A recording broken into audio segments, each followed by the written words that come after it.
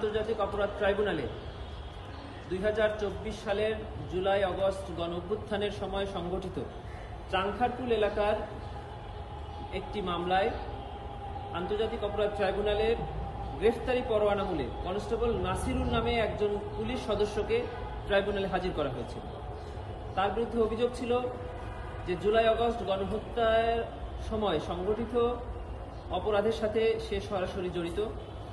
সে নিরীহ নিরস্ত্র ছাত্র জনতার উপরে নির্বিচারে গুলিবর্ষণ করেছে এবং তার নামে থানার রেকর্ডে দেখা যায় যে 40 রাউন্ড গুলি এবং একটি চাইনিজ রাইফেল ইস্যু করা হয়েছিল এবং সে তার অপারেশন শেষে মাত্র 16 রাউন্ড গুলি ফেরত দেয়, বাকি গুলি সে ছাত্র জনতার উপরে বর্ষণ করেছে।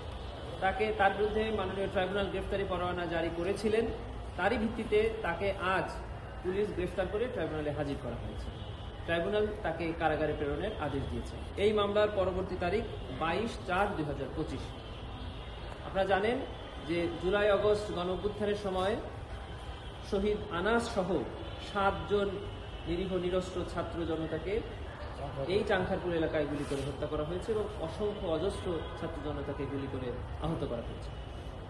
আরেকটি আবেদন আমরা প্রসিকিউশনের লিলি হালাল বিউটি সোপ, বিএসটিআই কর্তৃক সনদপ্রাপ্ত দেশের প্রথম হালাল বিউটি সোপ, দীপ্তিময় উজ্জ্বল ত্বকের জন্য।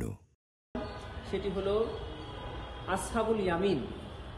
এই দৃশ্য এ জাতি এ পৃথিবী দেখেছে যে সাভারে ব্যাংক কলোনির সামনে একটি এপিসি থেকে একজন আহত গুলিবিদ্ধ ছাত্রের লাশ পুলিশ টেনে হিঁচড়ে এপিসি থেকে নামিয়ে নিচে ফেলছে, আবার সেখান থেকে টেনে নিয়ে রাস্তার অন্য পাশে নিয়ে যাচ্ছে। তারপরে সেখান থেকে তাকে হাসপাতালে নেওয়া হয়েছে, হাসপাতাল তাকে চিকিৎসা দেয়নি, সেখান থেকে তাকে থানায় নেওয়া হয়েছে এবং তার উপরে অত্যাচার করে তাকে হত্যা করা হয়েছে।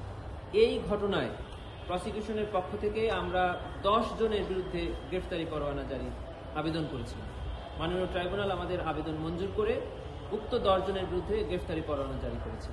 এই 10 জনের মধ্যে আইন শৃঙ্খলা বাহিনীর সদস্যরাও আছেন এবং স্থানীয় কিছু আওয়ামী লীগ নেতৃবৃন্দও আছে। এটি আমরা তাদের গ্রেফতারের স্বার্থে আপনাদের সামনে তাদের নাম প্রকাশ করছি না। হাজির করার কোনো ডেট আছে? এই মামলায় পরবর্তী তারিখ হাজির করেন। এই মামলায় পরবর্তী তারিখ 18/5/2025 তদন্ত প্রতিবেদন জমা দেওয়ার জন্য নির্ধারণ করা হয়েছে। শহরের ঘটনায় তো আরো গ্রেফতার ছিল না, এটি হলো আশুলিয়ার ঘটনা। এর আগে ট্রাইব্যুনালে যে মামলাটি এতদিন চলছিল সেটা আশুলিয়াতে 6টি লাশ পোড়ানোর ঘটনা। আর আজকে যেটি ফাইল করা হলো সেটা হলো সাভারে আসহাবুল ইয়ামিনকে এপিসি থেকে হত্যা করে গুলি করে নিচে টেনে হিসেবে ফেলে দেওয়া। এই দুটি আলাদাভাবে ট্রাইব্যুনালে আমরা আবেদন এনেছি এবং আলাদা মামলা হিসেবে ট্রাইব্যুনালে চলছে।